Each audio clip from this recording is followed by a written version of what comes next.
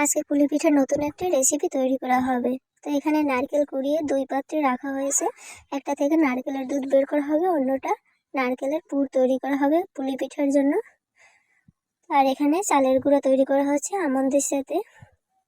তো সবার কাছে রিকোয়েস্ট থাকবে আমার এই ভিডিওটি না টেনে শেষ পর্যন্ত দেখবেন, লাইক কমেন্ট শেয়ার করে পাশে থাকার অনুরোধ থাকবে। তো কিছু নারকেল থেকে এখানে দুধ বের করে নেওয়া হচ্ছে, হালকা কুসুম গরম জল দিয়ে ভিজিয়ে রেখে কষলিয়ে নিয়ে দুধটা সেঁকে নেওয়া হবে।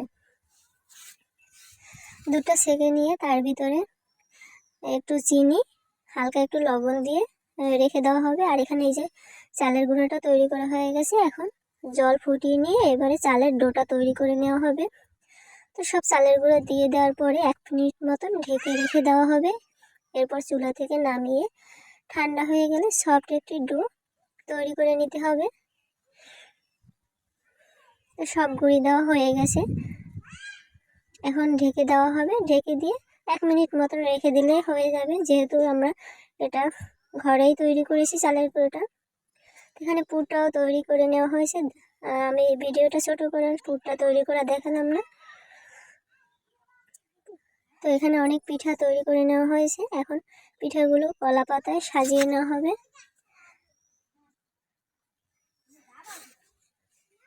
কলা পাতা সাজিয়ে নেওয়ার পরে খোলাতে দিয়ে ভেজে নিতে হবে।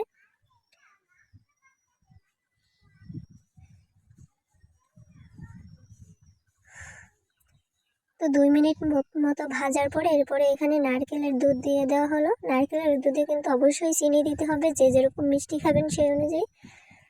তো নারকেলের দুধ দিয়ে 3-4 মিনিট মতো ভেজে নিতে হবে চারপাশ ঘুরিয়ে ঘুরিয়ে। এরপরে এই যে ফিরিয়ে উল্টিয়ে নিতে হবে এক পাতা থেকে অন্য পাতাতে। এটা একটু খুব সাবধানের সাথে করতে হবে। আর পাতাগুলো অবশ্যই দেখে নিতে হবে ছিদ্র থাকে কিনা। ছিদ্র থাকলে কিন্তু এখানে নারকেলের দুধটা পড়ে যাওয়ার সম্ভাবনা থাকে।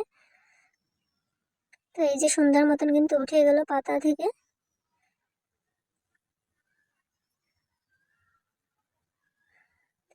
তো খুব ভালোভাবে এটা কিন্তু করতে হবে। তো হয়ে গেল, এখন আবার এই পিঠও ভেজে নিতে হবে খুব ভালোভাবে। 4-5 মিনিট মতন ভাজলেই হয়ে যাবে ঘুরিয়ে ঘুরিয়ে। এই তো এরপরে আরও নারকেলের দুধ দিয়ে এই যে ভেজে নিতে হবে। একটু ভিজা ভিজা থাকবে, সুন্দর মানে এরকম দুধে থাকবে। তো এখানে অনেকগুলো পিঠাই ভেজে নেওয়া হয়েছে। তো আপনাদের কেমন লাগলো এই রেসিপিটি অবশ্যই কিন্তু কমেন্ট করে জানাতে ভুলবেন না। অনেকগুলো পিঠা তৈরি করা হয়েছে দেখুন।